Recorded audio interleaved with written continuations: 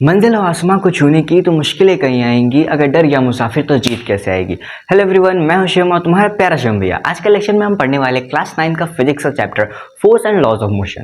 तो देखो, कई बच्चों का डाउट रहता है कि हमने जो आगे चैप्टर में पढ़ा मोशन और इस force and laws of motion में क्या डिफरेंस है। तो देखो, बेसिकली हमने जो मोशन में पढ़ा उसमें था कि मोशन होता क्या है और मोशन के कुछ इक्वेशंस क्या होते हैं, इक्वेशन ऑफ मोशंस क्या होते हैं। इस चैप्टर में पढ़ने वाले आखिर फोर्स क्या होता है और न्यूटन बाबा थे उनके हिसाब से कितने लॉज उन्होंने दिए मोशन के, उन्होंने कितने लॉज से मोशन को डिफाइन किया। चलो उसके बारे में हम इस चैप्टर में पढ़ेंगे। और बेसिकली जो पहले इससे पहले हमने जो मोशन चैप्टर पढ़ा उसमें हमने केवल पढ़ा आखिर मोशन होता क्या है, उसके कितने टाइप्स होते हैं, ये सब पढ़ा। इस चैप्टर में पढ़ने वाले हैं कि आखिर फोर्स क्या होता है और न्यूटन के हिसाब से जो मोशन था वो कैसे डिफाइन हुआ, उसको चलो पढ़ते हैं इस चैप्टर में। बेसिकली अभी तुम्हें समझ में आ गया तुम्हें पढ़ना क्या इस चैप्टर में। तो देखो, सबसे पहले हम पढ़ेंगे चैप्टर में फोर्स, उसके बाद फोर्स के कुछ टाइप्स और कुछ हलवा टाइप्स में मैं पढ़ाऊंगा मैं इस चैप्टर में।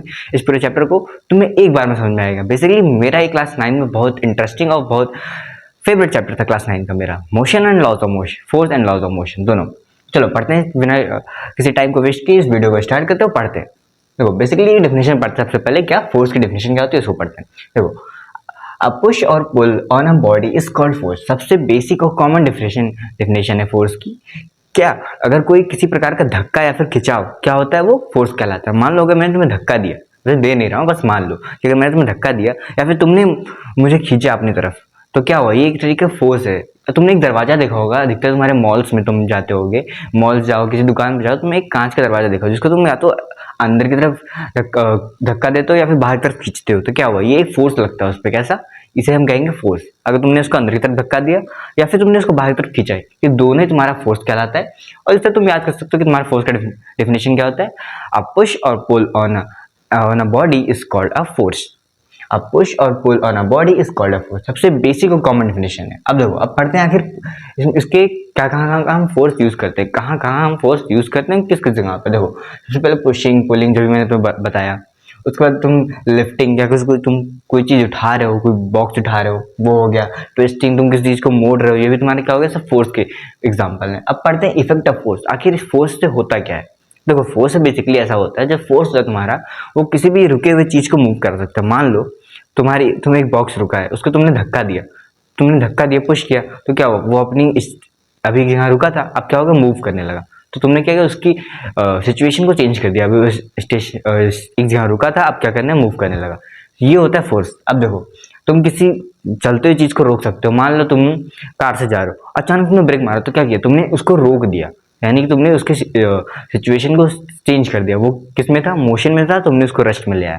और तुम रेस्ट से मोशन में भी ले आ सकते हो, मोशन से रेस्ट में ले आ सकते हो। किसकी वजह से, फोर्स की वजह से। अब देखो, चेंज द स्पीड, तुम स्पीड को भी चेंज सकते हो। अगर तुमने फोर्स ज्यादा लगा दिया तो स्पीड बढ़ जाएगी, अगर तुमने फोर्स कम लगा दिया तो स्पीड घट जाएगी। चेंज इन डायरेक्शन, मान लो ऐसे कोई मूव हो रही, तुमने फोर्स लगा के उसकी डायरेक्शन से इसको घुमा दिया, तो क्या हुआ, उसकी डायरेक्शन चेंज हो गया। अभी तो वो ऐसे जा रहा है, लेकिन तुमने फोर्स लगाया तो ऐसे हो गया। तुम क्या कर सकते हो, फोर्स से बेसिकली तुम मूव करा सकते हो, किसी चीज को रोक सकते हो, तुम स्पीड में चेंज कर सकते हो, तुम डायरेक्शन चेंज कर सकते हो, और तुम शेप भी चेंज करते हो। शेप का एग्जांपल देखो, मान लो एक बलून तुमने फैलाया, तुमने उसको दबा दिया, तो उसका शेप कैसा हो गया, वो ओवल था, वो ऐसे चपटा हो गया। तो मान लो तुम उसको रेक्टेंगल शेप में डाल दिया, तुम रेक्टेंगल हो गया बलून। मान लो तुमने उसको सर्कल में डाल दिया, तो क्या सर्कल शेप हो गया। तो तुम क्या कर सकते हो, फोर्स लगा रहे हो, उसके शेप को चेंज कर रहे हो बस, और साइज को भी चेंज कर रहे हो। बलून इतना बड़ा था, दबा दिया तो इतना बड़ा हो गया, तो क्या हुआ, ये तुम बस फोर्स से तुम ये सारी चीजें कर सकते हो। क्या कर सकते हो, मूव करा सकते हो, किसी चीज को स्टॉप करा सकते हो, डायरेक्शन चेंज कर सकते हो, स्पीड बढ़ा सकते हो, और शेप और साइज दोनों चेंज कर सकते हो। अब देखो, ये तो तुम्हारा फोर्स का। अब पढ़ते हैं कि फोर्स कितने टाइप्स के। देखो, फोर्स बेसिकली दो टाइप्स के होते हैं। कौन कौन से, बैलेंस फोर्स और अनबैलेंस फोर्स। बैलेंस फोर्स क्या होता है, मान लो मैं खड़ा हूं, फिलहाल मैं ऐसे एक जगह खड़ा हूं, तो मेरे ऊपर भी फोर्स लग रहा है, ग्रेविटेशनल फोर्स लग रहा है, फ्रैक्शनल फोर्स लग रहा है, हर जगह फोर्स लग रहा है, लेकिन वो क्या है, बैलेंस है। बैलेंस है, इसलिए मैं मूव नहीं कर रहा हूँ। और अगर मैंने खुद से फोर्स लगाया तो मेरा फोर्स एक तरीके से ज्यादा हो एक तरफ से, तो मैं क्या मूव कर रहा हूँ। अगर मैं इस साइड से फोर्स ज्यादा लगाऊंगा तो मैं इस साइड मूव करूंगा, अगर मैं इस साइड से फोर्स ज्यादा लगाऊंगा तो इस साइड मूव करूंगा, अगर मैं ऐसे ऊपर की तरफ फोर्स लगाऊंगा तो मैं ऊपर की तरफ मूव करूंगा। तो यानी कि मुझे किसी न किसी तरफ से फोर्स ज्यादा करना पड़ेगा। अगर फोर्स ज्यादा हो गया तो अनबैलेंस कराएगा। अगर टोटल फोर्स मेरा काउंट करूं, कैंसिल आउट हो जाएगा। मान लो ऊपर से 50 लग रहा है, नीचे से 50 लग रहा है, तो क्या हुआ, कैंसिल आउट होकर 0 हो गया। वैसे यहाँ पे जो बैलेंस फोर्स होता है उसका डिफिनेशन पढ़ो, if the resulting of the all the force acting on the body is zero the force are called balance force. अगर टोटल फोर्स हम काउंट करें उसका अगर जीरो हो जाए वो तो क्या कहलाता है, बैलेंस फोर्स। जैसे एग्जांपल देखो, एक बॉक्स है, इस पे ऊपर से इधर से हम फोर्स डाल रहे हैं, पुश कर रहे हैं, वो क्या है 50, और नीचे से ग्रेविटेशनल फोर्स क्या है 50, ऊपर से जो फोर्स रिएक्शन बॉक्स जो फोर्स लगा रहा है ऊपर से अपोजिट फोर्स वो भी 50 है, और जो फ्रैक्शनल फोर्स लग रहा है वो भी 50 है, तो क्या टोटल सब कैंसिल आउट होकर जीरो हो जा रहा है, इधर से इधर कैंसिल होकर जीरो, ऊपर से नीचे कैंसिल आउट होकर जीरो। तो यहाँ पे क्या कर रहा है, बॉक्स एक जगह रखा है नॉर्मली। अब यही मान लो तुम अनबैलेंस फोर्स पढ़ो।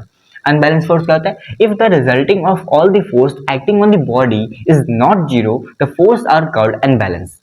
देखो इसमें कह रहा है बेसिकली अगर जो तुम्हारा टोटल फोर्स है वो जीरो ना हो, वो अगर कुछ रह जाए, मान लो 10 रह जाए, 20 रह जाए, तो क्या होगा, वो अनबैलेंस फोर्स कहलाएगा। कैसे, देखो ये कार है, टॉय कार है मान लो, हाँ, ऊपर से नीचे से ग्रेविटेशनल फोर्स लगा रहा है 50, ऊपर से फ्रैक्शनल फोर्स रिएक्शन फोर्स लगा रहा है 50, तो ये दोनों कैंसिल आउट हो गए, यानी कि कार अभी ऐसे तुम्हारे किसी सरफेस पे रखी है, ना वो ऊपर उड़ रही है ना वो नीचे धंसती जा रही है, ये तो हो गया तुम्हारा। लेकिन जो फोर्स ऑफ आवर क्वेश्चन, जो हम धक्का लगा रहे हैं हाथ से, वो 60 है, और जो फोर्स फ्रैक्शनल फोर्स है वो तुम्हारा 40 है, तो फ्रैक्शनल फोर्स कम हुआ और तुम्हारा जो तुम अलग से फोर्स लगा रहे हो वो ज्यादा हो गया, यानी कि कार आगे की तरफ मूव करेगी, क्योंकि यहाँ पर ये जो फोर्स है बैलेंस नहीं है।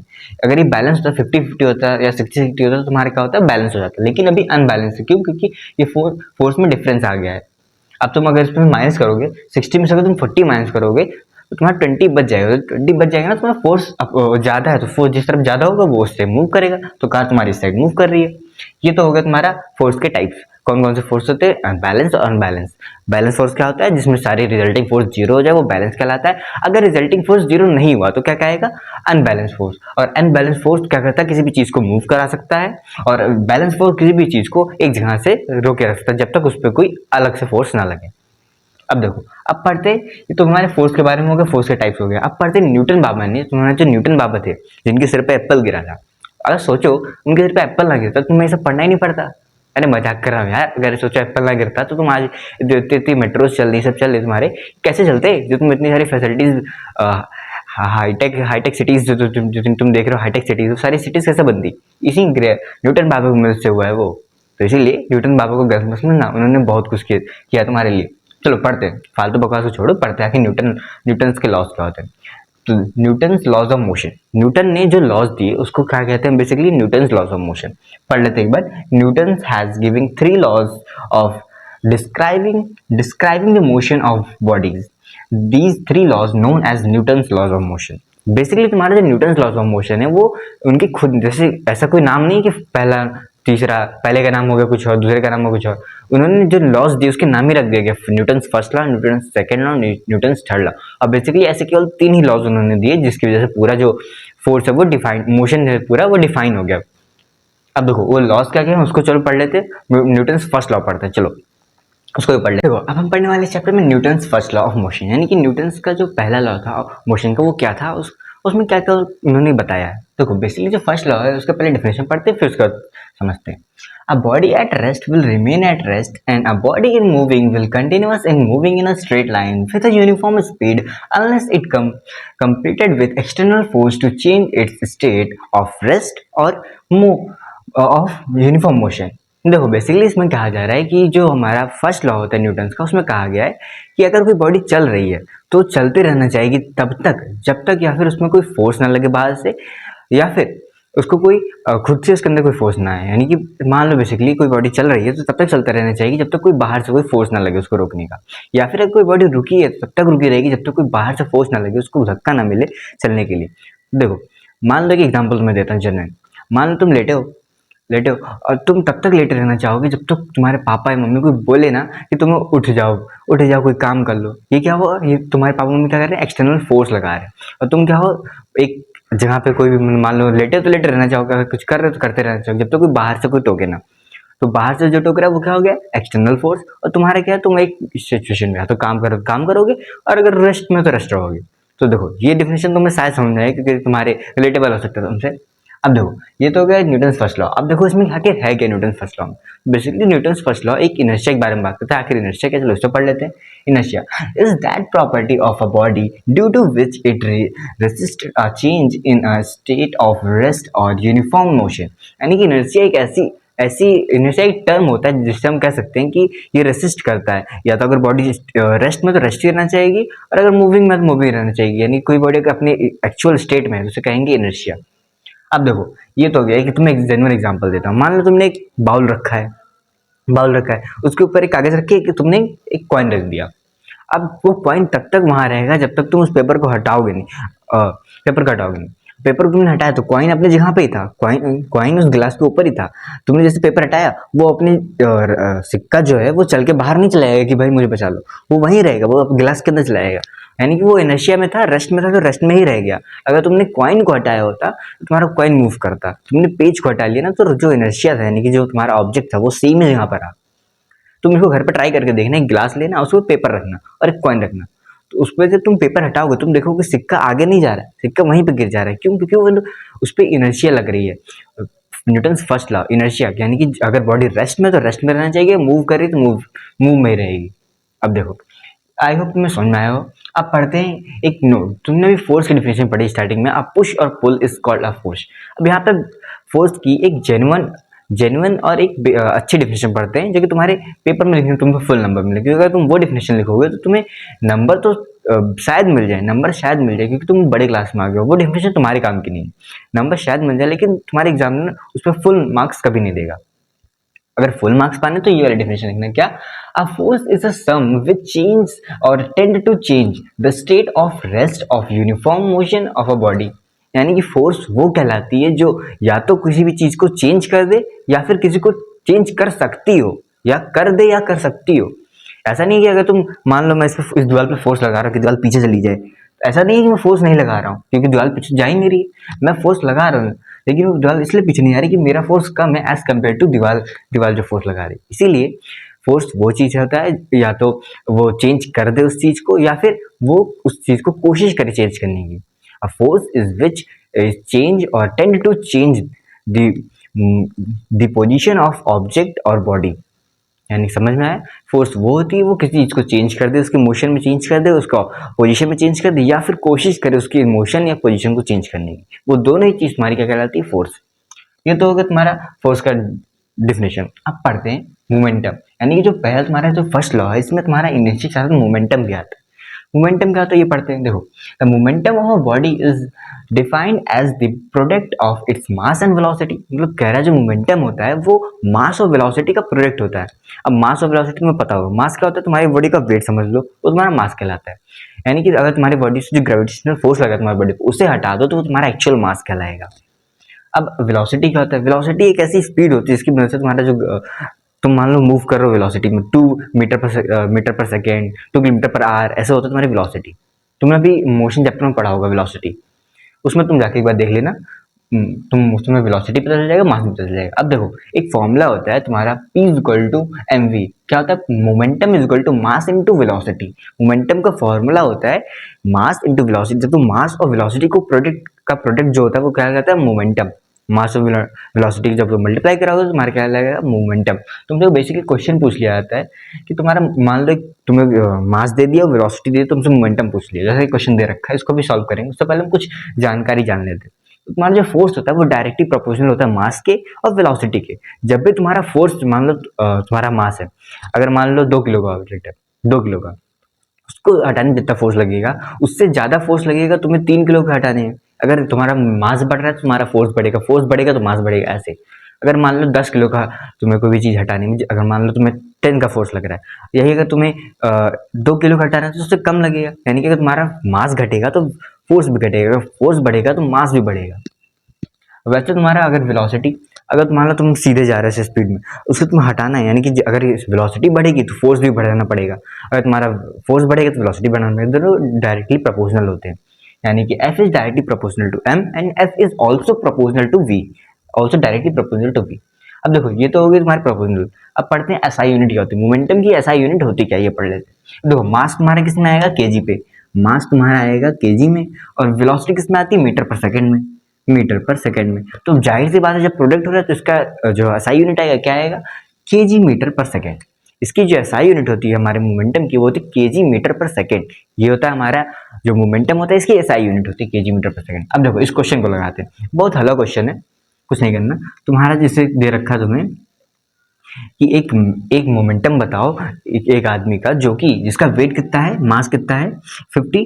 वेट और मास में डिफरेंस होता है, याद रखना। वेट तुम्हारा ग्रेविटी के साथ होता है और तुम्हारा मास होता है जिसमें ग्रेविटी नहीं होती। तो मास दे रखा 75 kg when he was walking with a uniform velocity 2 metre per second. अब तुम्हें वेलोसिटी दे रखी है, तुमसे मोमेंटम दे रखा है, तुमने फॉर्मूला क्या लगाया, p is equal to mv। अब तुमने p निकालना है, तुम्हें m पता है कितना है 75 इंटू 2 कर दो, 2 5 जा 10 का 0 हंसला है एक, 2 7 जा 14 एक 15 150 आ गया तुम्हारा क्या बोलते हैं मोमेंटम। और मोमेंटम की यूनिट क्या होती है केजी मीटर पर सेकेंड। ये तुम्हारा आ गया मोमेंटम, यानी कि एक इस आदमी की मोमेंटम क्या है तो 150 केजी मीटर पर सेकेंड इसकी मोमेंटम आ गई। अब पढ़ते हैं, देखो इसके बाद हम पढ़ेंगे न्यूटन सेकंड लॉ। चलो उसे ही पढ़ लेते जल्दी से, उसके भी ऑपरेशन कर लेते, उसको पूरा चीज चार करते हैं। तुमने फर्स्ट लॉ जो था उसको तुमने पूरा डिटेल में पढ़ लिया, तुम्हारा एक पूरा एक्सप्लेनेशन। एक बार मैं रिकैप करा देता हूँ। देखो a body at rest will remain at rest, a body in motion in straight line. यानी कि जो कह रहा है अगर बॉडी तुम्हारी रेस्ट में तो रेस्ट में रहना चाहिए, अगर मोशन में तो मोशन में रहना चाहिए, तब तक कोई बाहर से फोर्स ना लगे। और जो फोर्स तुम्हारा इस जो टर्म होता है रेस्ट में रहेगी, रेस्ट में रहेगी, अगर मोशन में तो मोशन में, इसे कहते हैं इनर्शिया। इनर्शिया यानी कि तुम्हारी जो बॉडी अगर रेस्ट में तो रेस्ट में रहना चाहिए, मोशन में तो मोशन में रहना चाहिए, इस टर्म को कहते हैं इनर्शिया। और एक एग्जांपल मैंने तुम्हें दे दिया। अब नोट तुम्हें पढ़ लिया फोर्स क्या होता है। फोर्स तुमने सबसे बेसिक डेफिनेशन पढ़ी थी क्या, push up pull is called a force. अब यहाँ पे तुमने एक स्टैंडर्ड लेवल की डेफिनेशन पढ़ी क्या, a force is a sum which change और tend to change the position of और velocity of the body at rest और यूनिफॉर्म। यानी कि वो रेस्ट मोशन में ले आया या फिर मोशन से रेस्ट या तो ले आया या तो कोशिश करे लाने की, दोनों तुम्हारे क्या कहलाते हैं फोर्स। अभी तो मोमेंटम पढ़ लिया। मोमेंटम क्या होता है, मास और वेलोसिटी का प्रोडक्ट होता है। मोमेंटम की एसआई यूनिट क्या होती है, केजी मीटर पर सेकेंड। ये तुम्हारी मास की एसआई यूनिट होती है, तुमने पढ़ लिया। अब पढ़ते हैं न्यूटन सेकंड लॉ। चलो उसे भी पढ़ लेते। अब पढ़ते हैं न्यूटन के सेकंड लॉ कि न्यूटन का जो सेकंड लॉ है मोशन का वो क्या कहता है। चलो उसको पढ़ते हैं, पहले डिफिनेशन पढ़ते हैं। The rate of change of momentum of a body is directly proportional to the applied force and take place in directly in which the force acts. यानी बेसिकली इसमें कहा जा रहा है जो न्यूटन का सेकंड लॉ है वो कहता है कि जो हमारा फोर्स है वो डायरेक्टली प्रोपोर्शनल होता है चेंज इन मोमेंटम, और इनडायरेक्टली प्रोपोर्शनल होता है उसमें लगा हुआ टाइम, उसमें जितना लगा हुआ टाइम होता है उसके इनडायरेक्टली प्रोपोर्शनल होता है। यानी कि force is directly proportional to change in momentum upon time taken. ये कह रहा है तुम्हारा न्यूटन का सेकंड लॉ। अब देखो इसमें बेसिकली क्या कह रहा है इसको समझते हैं। तो तुम्हारा ये कह रहा है एफ जो है वो डायरेक्टली प्रोपोर्शनल है तुम्हारा क्या, एम वी और minus m u in time taken t. अब देखो तुमने क्या किया, यहाँ से तुमने वी यू लिया तो ये जो डायरेक्शनल का डायरेक्ट का प्रोपोर्शनल का सिंबल था वो हट के इक्वल में बदल गया। अब देखो एफ तुम्हारा एफ इक्वल टू ये आ गया। अब तुमने एम कॉमन ले लिया यहाँ पे, क्या बचा v minus u upon t. अब देखो एक चीज तुमने ध्यान दिया होगा, जो v minus u upon t होता है ये तुम्हारा क्या होता है, v minus u upon t क्या होता है, v minus u upon t acceleration कहलाता है ए। तो f is equal to m a, यहाँ से क्या हो गया f is equal to m a, ये तुम्हारा आ गया formula f is equal to m. तो बेसिकली जो हमारा सेकेंड लॉ होता है इसलिए हमें एक रिलेशनशिप देता है between force and acceleration. It gives a relationship between force and acceleration. साफ साफ ध्यान से फिर से एक बार देख लो, जो फोर्स होता है वो डायरेक्टली प्रोपोर्शनल होता है change in momentum upon time taken. तुमने क्या किया, फोर्स तुमने क्या एक कांस्टेंट ले लिया v और u, तो तुम्हारा डायरेक्ट प्रोपोर्शनल का सिंबल हट के इक्वल टू आ गया। तो m v minus m u, तुम्हारा क्या किया तुमने एम कॉमन ले लिया तो v minus u upon T आया। अब देखो v minus u upon T तुम्हें पता है एक्सेलरेशन होता है, तुमने क्या लिख दिया f is equal to m a. तो ये तुम्हारा क्या बोल गया, यही तुम्हारा होता है Newton second law f is equal to m a. अब देखो इसमें आखिर हमने एप्लीकेशन पढ़ते हैं, आखिर ये हमारा जो न्यूटन का सेकंड लॉ होता है ये काम कहाँ आता है। तो देखो applications of Newton second law, पहला catching a cricket ball, high jump, seat belt in car. तुमने देखा होगा जो न्यूटन का सेकंड लॉ होता है वो मोमेंटम को बस रिड्यूस करता है। यानी कि मान लो एक बॉल आ रही है, उसकी बहुत ज़्यादा उसमें फोर्स है, उसको तुम्हें कम करना, मोमेंटम उसकी बहुत ज़्यादा, उसको कम करने के लिए तुम क्या करो, अपने हाथ को ऐसे करोगे, जो तुम ऐसे करके ऐसे पीछे की तरफ लाओगे, अगर तुम वहीं कैच करो तुम्हारे हाथ में बहुत ज़्यादा प्रेशर लगेगा। अगर तुम उसका उसी बॉल के साथ ऐसे हाथ पीछे ले आओगे तुम्हारा उसका मोमेंटम कम हो जाएगा और तुम्हें कम फोर्स फील होगा। तुमने देखा होगा तुम्हारे फेवरेट जो क्रिकेटर होते हैं उसमें सबसे मेरा मेरा फेवरेट है, क्या बोलते हैं, धोनी। अब देखो धोनी तो कीपिंग करता है, वो क्या करता है बॉल को ऐसे नहीं कैच करता, ऐसे ऐसे ऐसे नहीं कैच करता। तुम भी जब खेलते हो बॉल को डायरेक्ट ऐसे नहीं कैच करते, तुम क्या करते हो बॉल को ऐसे ही पीछे की तरफ ला के कैच करते हो। किससे? इससे तुम्हारे हाथ पर कम प्रेशर आता है। इसीलिए यहाँ पे तुम उसकी, अगर तुम फिजिक्स के हिसाब से तुम देखो तुम वहाँ पे उसकी मोमेंटम कम कर रहे होते हो, इसलिए तुम्हारे हाथ पे कम प्रेशर लगता है। अब कैसे? जब तुम कैच करते हो बॉल को तो तुम्हें समझ में आ गया, लेकिन अब तुम देखो जब तुम जंप करते हो, मान लो एक कोई एथलीट है जो जंप करता है, अब वो जब नीचे आएगा तो उसको अगर सॉलिड पे अगर तो डायरेक्ट आ जाएगा उसको बहुत ज़्यादा चोट लगेगी। लेकिन अगर वहाँ पे हम सैंड रख दें या फिर कोई नरम फॉर्म बिछा दें तो क्या करेगा वो उसकी मोमेंटम को कम कर देगा। वो जो जाए उसका फोर्स लगेगा उसकी मोमेंटम को कम कर देगा, उसे पैर पे कम चोट आएगा, ऐसी चोट नहीं भी आएगा।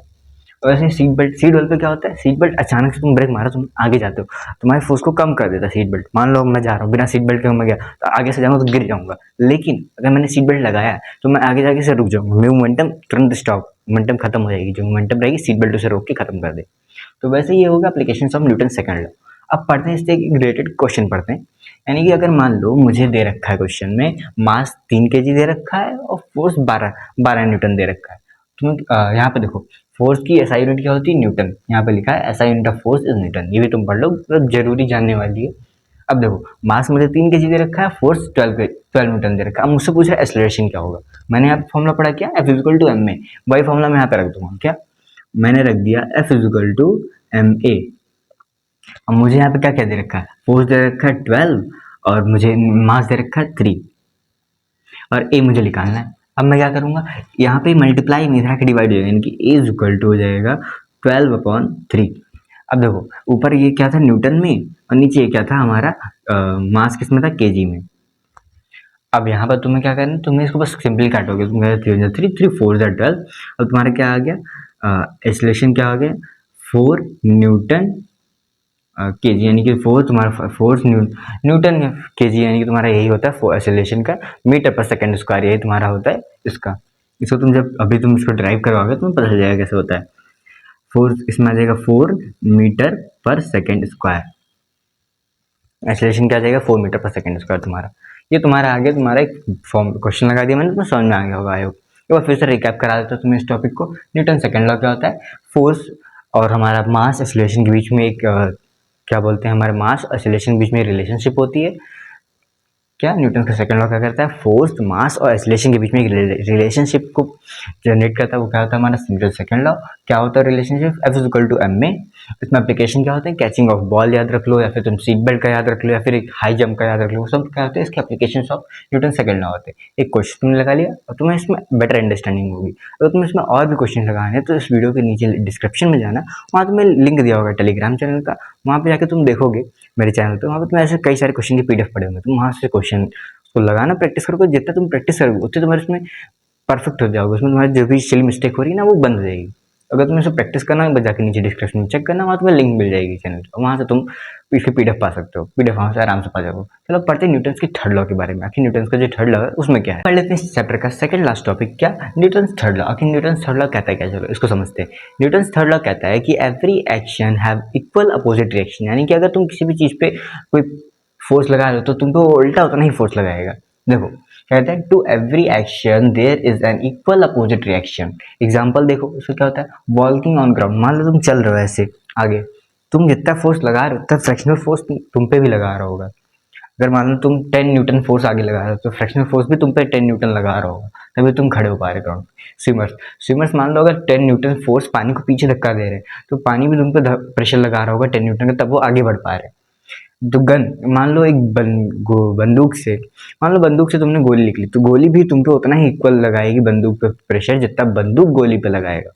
तो क्या होता है, every action have equal opposite reaction. अब देखो रॉकेट भी क्या करता है, नीचे उतना प्रेशर लगाता है जितना उसे ऊपर धक्का देता है, जितना नीचे लगाएगा प्रेशर उतना ही वो ऊपर जा पाएगा। अब देखो एक तुम एग्जांपल हो, तुम्हारी एनसीईआरटी का एग्जांपल है, एक इंसान है जो कि बोर्ड से खड़ा है और तुम्हें उसे साइड में आना है, क्या करेगा वो एक एक्शन लगाएगा, बोर्ड को पीछे धक्का देगा तभी वो आगे जा पाएगा। अगर वो बोर्ड को पीछे धक्का देगा तो क्या हुआ, एक्शन, उसका रिएक्शन क्या होगा कि आगे बढ़ पाया। तो तुम्हें आई होप तुम समझ आओगे न्यूटन थर्ड लॉ, बस इतना ही था, इसमें कुछ नहीं था। क्या, every action have equal opposite reaction. अगर मान लो तुम्हारे तुम्हारे पापा ने एक खींच के मारा, तुम्हारा क्या एक्शन होगा? तुम्हारा तुरंत तुम्हारा गाल पीछे चलाएगा, यानी कि वो उनका जो एक्शन था तुम्हारा ये क्या था, रिएक्शन। तो every action have equal opposite reaction. I hope तुम्हें समझ में आया हो, थोड़ा पर्सनल हो गया था। अब देखो, अब पढ़ते हैं इस चैप्टर का लास्ट टॉपिक, क्या, कंजर्वेशन मोमेंटम। आखिर मोमेंटम का कंजर्वेशन कैसे होता है? मोमेंटम ना ही कभी क्रिएट होता है ना ही डिस्ट्रॉय होता है। यहाँ साफ साफ लिखा है, मोमेंटम इज नेवर क्रिएटेड और डिस्ट्रॉयड। कैसे? देखो, ये दोनों का मान लो कार है ए और बी, दोनों का मोमेंटम है। अभी जो मोमेंटम यहाँ पे था वो कोलाइड होने के बाद भी रहेगा, उसके बाद भी रहेगा। कैसे? क्या लिखा है, एक फॉर्मूला में दे रखा है, total momentum before collision equal to total momentum after collision. यानी कि जो मोमेंटम होता है वो हमेशा सेम रहता है, ना ही वो कभी बनता है ना ही कभी डिस्ट्रॉय होता है। यही बस इसका था, कंजर्वेशन ऑफ मोमेंटम। ये था इस चैप्टर का लास्ट टॉपिक। आई होप तुम्हें समझ में आया हो। और अगर कोई भी डाउट हो तो इस वीडियो के कमेंट में तुम कमेंट करो, या फिर इंस्टाग्राम पे फॉलो करके वहाँ पे तुम डायरेक्ट जितनी भी क्वेरीज होती है तुम पूछ सकते हो मुझसे, मैं तुम्हें तुरंत उसका आंसर दे दूंगा। और अगर तुम्हें ऐसी और वीडियो चाहिए तुम चैनल को फॉलो कर लो, या फिर सब्सक्राइब कर लो। अगर तुम यूट्यूब पे देख रहे हो तो सब्सक्राइब कर लो। और क्या बोलते हैं, तुम बस ऐसे मन लगा के पढ़ते रहो। क्या बोलते हैं, अपनी जितनी भी क्वेश्चन तुम्हें अगर लगाने हो एक्स्ट्रा, तो मुझे कमेंट करने में तुम्हें और भी अच्छे अच्छे क्वेश्चन भेज दूंगा। तो आई होप तुम्हें वीडियो अच्छी लगी हो तो इसको शेयर करो और लोगों तक पहुंच पाए। बाकी मिलते हैं ऐसी अलग वीडियो पे और नए चैप्टर के साथ। तब तक के लिए पढ़ते रहो और अपने डाउट्स को पूछते रहो।